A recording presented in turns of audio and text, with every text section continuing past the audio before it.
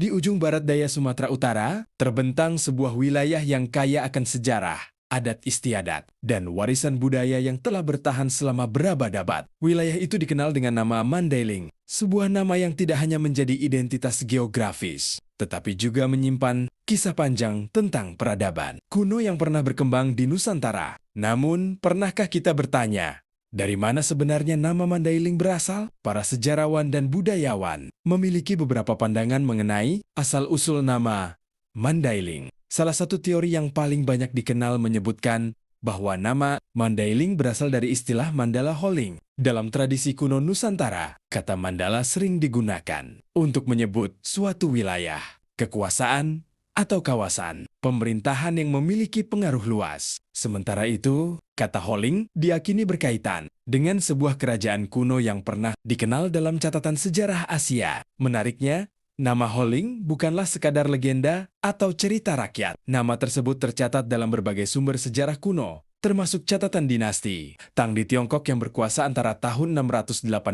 hingga 906 Masehi. Dalam catatan para penjelajah dan utusan Tiongkok pada masa itu, disebutkan adanya sebuah wilayah atau kerajaan bernama Holing yang memiliki hubungan dengan jalur perdagangan dan peradaban di kawasan Asia Tenggara. Keberadaan nama Holing dalam sumber-sumber kuno tersebut menunjukkan bahwa wilayah yang berkaitan dengan Mandailing telah dikenal sejak lebih dari 1000 tahun yang lalu. Ini berarti sejarah Mandailing tidak dimulai pada masa kolonial ataupun masa kerajaan-kerajaan besar Nusantara, melainkan jauh lebih tua dari yang banyak dibayangkan orang. Selain teori Mandala Holing, masyarakat Mandailing juga mengenal warisan adat yang mengandung kata Holing, yaitu ungkapan surat Tumbaga Holing Naso Rasasa. Ungkapan ini memiliki makna yang sangat dalam. Secara sederhana, kalimat tersebut dapat diartikan sebagai aturan, adat yang tidak dapat dihapus atau dihilangkan oleh siapapun. Bagi masyarakat Mandailing, adat bukan sekadar kebiasaan. Adat adalah pedoman hidup yang mengatur hubungan manusia dengan sesama, dengan alam,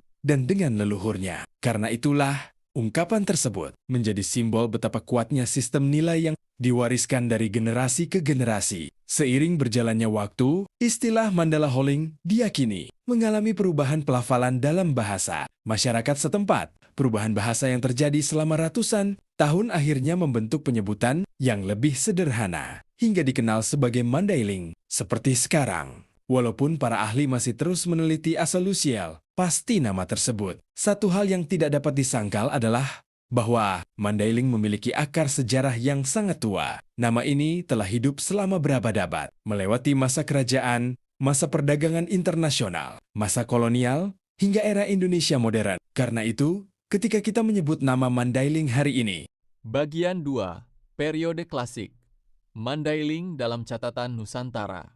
Setelah menelusuri asal-usul nama Mandailing, kita memasuki periode klasik Nusantara, yaitu masa ketika kerajaan-kerajaan bercorak. Hindu-Buddha berkembang di berbagai wilayah Indonesia. Pada masa ini belum ditemukan bukti yang menunjukkan adanya kerajaan besar bernama Mandailing yang berdiri secara mandiri seperti Sriwijaya atau Majapahit. Namun kawasan Mandailing diyakini telah menjadi bagian dari jaringan perdagangan dan kebudayaan yang menghubungkan berbagai daerah di Sumatera. Letaknya yang berada di jalur pegunungan, Bukit Barisan menjadikan wilayah ini cukup strategis melalui jalur darat dan sungai. Masyarakat di kawasan Mandailing berhubungan dengan wilayah pesisir maupun daerah pedalaman lainnya di Sumatera. Salah satu bukti penting mengenai keberadaan Mandailing pada masa klasik dapat ditemukan dalam kitab Negara Kertagama. Kitab ini ditulis oleh M.P.U. Prapanca pada tahun 1365 Masehi pada masa pemerintahan Raja Hayam Wuruk dari Kerajaan Majapahit. Negara Kertagama merupakan salah satu sumber sejarah terpenting Nusantara karena memuat daftar daerah yang dikenal dan memiliki hubungan dengan Majapahit pada masa itu. Di dalam kitab tersebut terdapat penyebutan nama Mandailing. Bagi para sejarawan, hal ini menjadi bukti bahwa Mandailing telah dikenal sebagai sebuah wilayah penting setidaknya pada abad ke-14 Masehi. Penyebutan dalam Negara Kertagama juga menunjukkan bahwa Mandailing bukanlah kawasan yang baru berkembang pada masa itu, sebab sebuah wilayah biasanya baru dicatat dalam dokumen besar seperti Negara Kertagama apabila telah dikenal oleh kerajaan-kerajaan lain dan memiliki arti penting dalam jaringan politik, ekonomi, atau perdagangan. Selain sumber dari Nusantara, beberapa peneliti juga mengaitkan perkembangan kawasan Mandailing dengan wilayah padang lawas yang memiliki sejumlah peninggalan bercorak Hindu-Buddha. Walaupun peninggalan tersebut tidak secara langsung membuktikan keberadaan kerajaan Mandailing, temuan-temuan itu menunjukkan bahwa kawasan di sekitar Mandailing pernah terhubung dengan peradaban besar yang berkembang di Sumatera pada masa klasik. Dengan demikian, periode klasik menjadi salah satu tahap penting dalam sejarah Mandailing. Pada masa inilah nama Mandailing mulai muncul dalam sumber-sumber sejarah yang dapat ditelusuri hingga sekarang. Namun perjalanan sejarah Mandailing tidak berhenti di sana. Memasuki abad-abad berikutnya, berbagai perubahan politik mulai terjadi di Sumatera. Dari perubahan inilah kemudian lahir kekuatan-kekuatan lokal yang kelak membentuk kerajaan-kerajaan Mandailing dan memegang peranan penting dalam sejarah daerah ini. Bagian 3. Munculnya kekuatan lokal di tanah Mandailing. Memasuki akhir abad pertengahan, peta kekuasaan di Pulau Sumatera mulai mengalami perubahan. Pengaruh kerajaan-kerajaan besar yang sebelumnya mendominasi kawasan ini perlahan melemah. Sementara berbagai kekuatan lokal mulai tumbuh di berbagai daerah, termasuk di tanah Mandailing. Dalam sejumlah sumber sejarah, wilayah Mandailing pernah berada di bawah pengaruh kerajaan Aru atau Haru, salah satu kerajaan penting di Sumatera bagian utara yang berkembang antara abad ke-13 hingga abad ke-16. Namun, karena letaknya yang cukup jauh dari pusat kekuasaan, masyarakat Mandailing tetap memiliki ruang untuk mengatur kehidupan mereka berdasarkan adat dan kepemimpinan lokal. Berbeda dengan kerajaan-kerajaan besar yang memiliki pemerintahan terpusat, masyarakat Mandailing berkembang dalam sistem sosial yang berlandaskan marga dan ikatan kekerabatan. Dari sistem inilah lahir para pemimpin adat yang memiliki pengaruh besar dalam kehidupan masyarakat. Seiring berjalannya waktu, beberapa wilayah di Mandailing berkembang menjadi pusat kekuasaan lokal yang dipimpin oleh keluarga-keluarga bangsawan dan pemimpin adat. Dalam tradisi masyarakat Mandailing dikenal sejumlah marga yang memiliki peran penting dalam sejarah pemerintahan tradisional. Di antaranya Pulungan, Nasution, dan Lubis. Kepemimpinan mereka tidak hanya didasarkan pada kekuatan, tetapi juga pada penghormatan masyarakat terhadap adat istiadat yang berlaku. Karena itu, hubungan antara pemimpin dan rakyat lebih banyak dibangun melalui musyawarah dan kesepakatan adat. Pusat pemerintahan tradisional biasanya ditandai dengan keberadaan bagas godang, yaitu rumah besar tempat tinggal raja atau pemimpin wilayah. Bangunan ini bukan sekadar tempat tinggal, tetapi juga simbol kekuasaan dan kehormatan sebuah kerajaan atau huta. Di dekat bagas godang biasanya berdiri sopo godang, sebuah balai pertemuan yang digunakan untuk musyawarah adat. Di tempat inilah para pemimpin, tokoh adat, dan Namora Natoras berkumpul untuk membahas berbagai persoalan masyarakat, mulai dari sengketa adat hingga keputusan-keputusan penting yang menyangkut kehidupan bersama. Tradisi musyawarah tersebut dikenal sebagai markobar adat. Melalui tradisi ini, keputusan tidak diambil secara sepihak, melainkan melalui pembahasan bersama dengan mempertimbangkan aturan adat yang berlaku. Sistem pemerintahan tradisional inilah yang menjadi salah satu ciri khas masyarakat Mandailing. Adat tidak hanya berfungsi sebagai aturan sosial, tetapi juga menjadi dasar dalam menjalankan pemerintahan dan menjaga ketertiban masyarakat. Dari sistem yang kuat inilah kemudian lahir identitas Mandailing yang tetap bertahan hingga sekarang. Sebuah masyarakat yang menjunjung tinggi musyawarah, menghormati adat, dan menjaga warisan leluhur yang telah diwariskan selama berabad-abad. Bagian 4. Gordang Sambilan, simbol keforatan dan identitas Mandailing. Jika berbicara tentang budaya Mandailing, ada satu warisan yang hampir selalu menjadi simbol kebesaran masyarakatnya. Warisan itu adalah Gordang Sambilan. Secara harfiah, Gordang Sambilan berarti 9 gendang. Alat musik tradisional ini terdiri dari 9 gendang besar yang disusun berdasarkan ukuran, mulai dari yang terbesar hingga yang terkecil. Namun bagi masyarakat Mandailing, Gordang Sambilan bukan sekedar alat musik. Ia merupakan simbol kehormatan, persatuan, dan identitas budaya yang diwariskan turun-temurun. Dalam tradisi lama, gordang sambilan memiliki kedudukan yang sangat penting.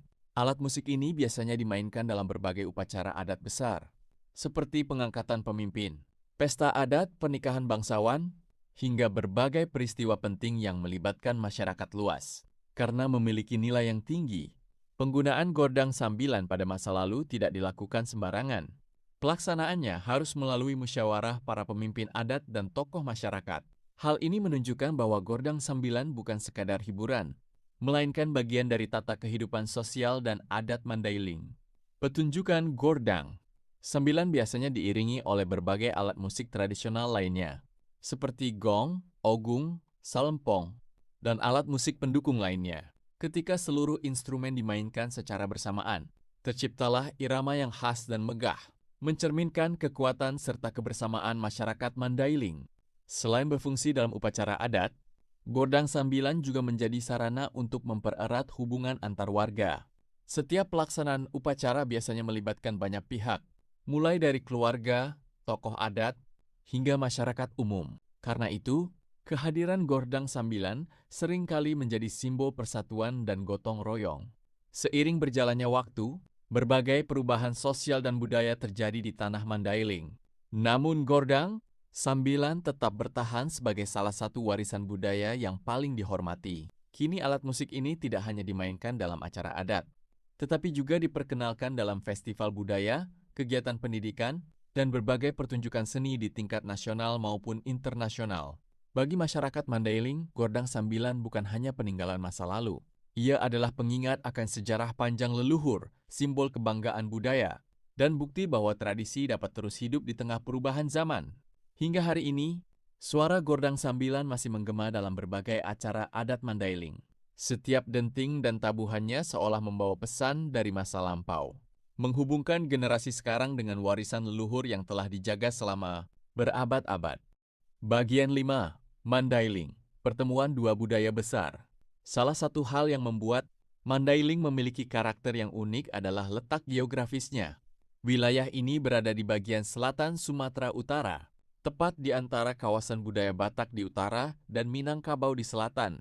Posisi ini menjadikan Mandailing sebagai salah satu daerah yang sejak lama mengalami interaksi dengan berbagai kelompok masyarakat di Pulau Sumatera.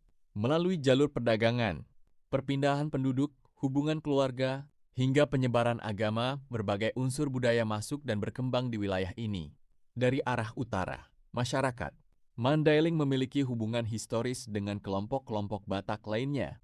Salah satu kesamaan yang masih terlihat hingga sekarang adalah penggunaan sistem marga yang diwariskan secara turun-temurun melalui garis keturunan ayah atau patrilineal. Sistem ini menjadi bagian penting dalam kehidupan sosial masyarakat Mandailing dan digunakan untuk menjaga hubungan kekerabatan antar anggota masyarakat. Sementara itu dari arah selatan, pengaruh budaya Minangkabau juga turut memberikan warna tersendiri. Hubungan perdagangan dan mobilitas penduduk yang berlangsung selama berabad-abad menciptakan berbagai bentuk pertukaran budaya antara kedua wilayah tersebut.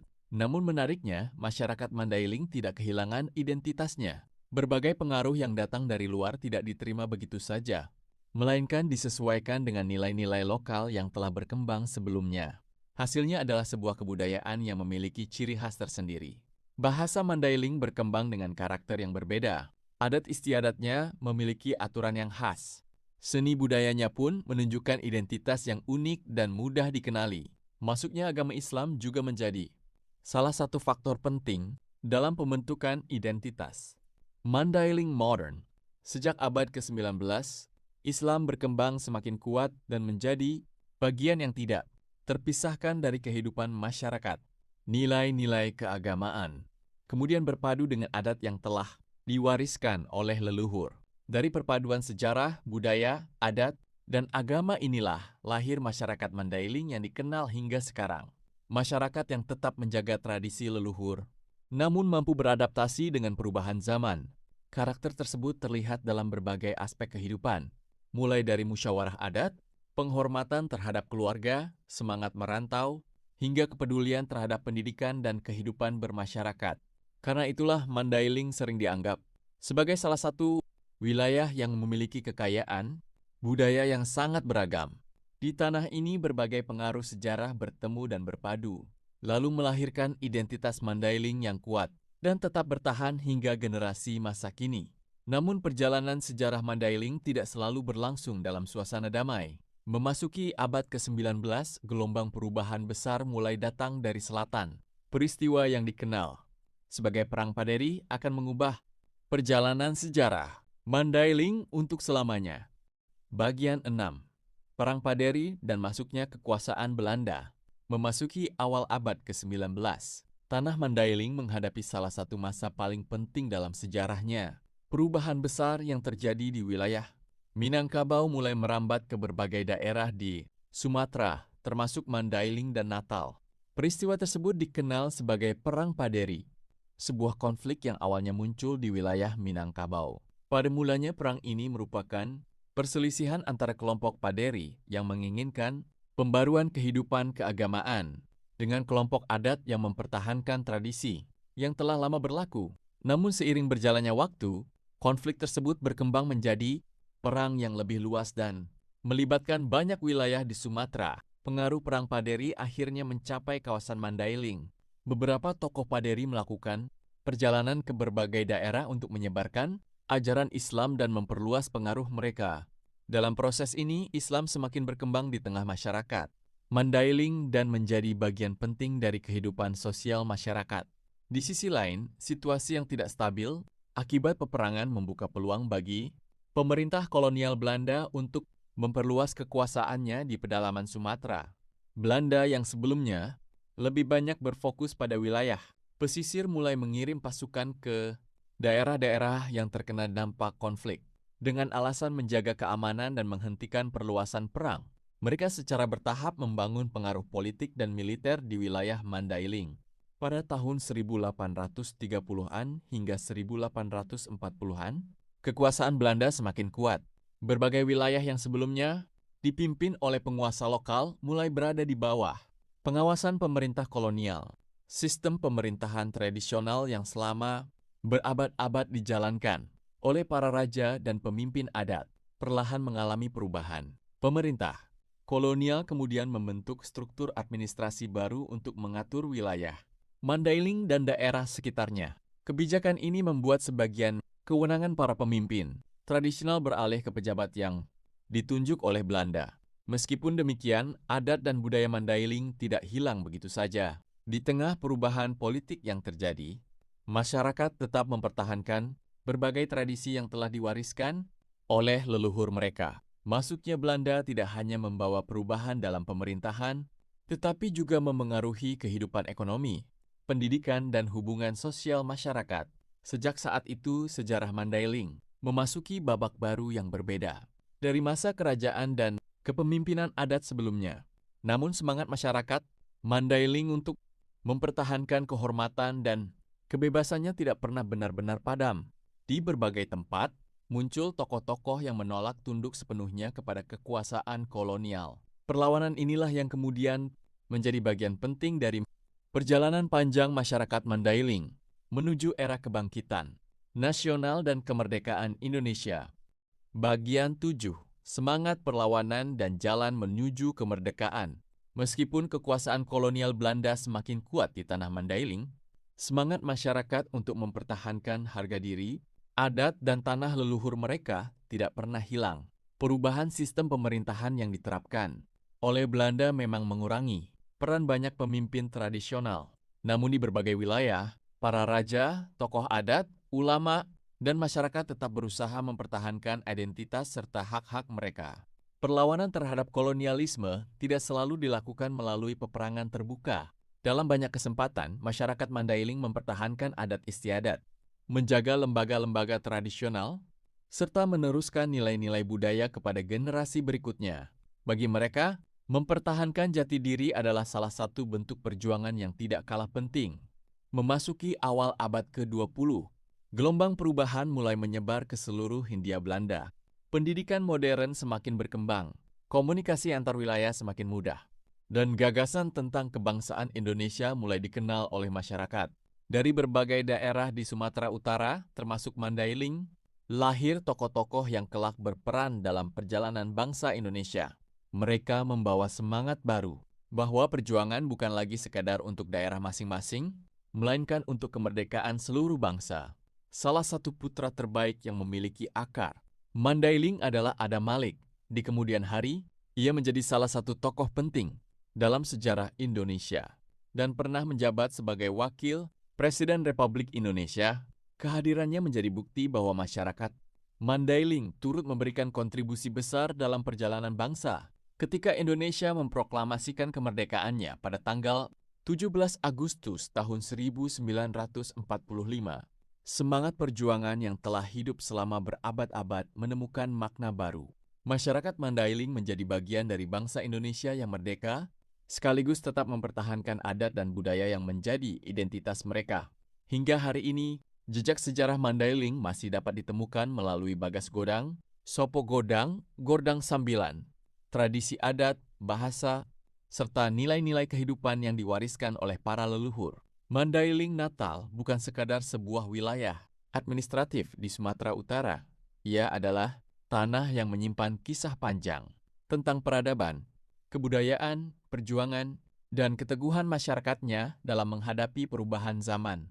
Dari catatan kuno yang menyebut nama Mandailing, dari kerajaan-kerajaan lokal yang tumbuh di tanah ini, dari suara gordang sambilan yang menggema dalam upacara adat, hingga semangat perjuangan menuju kemerdekaan. Semuanya menjadi bagian dari identitas yang terus hidup hingga sekarang. Dan selama sejarah itu terus dikenang serta diwariskan kepada generasi berikutnya, semangat Mandailing akan tetap hidup. Ores, salam dari tanah Mandailing.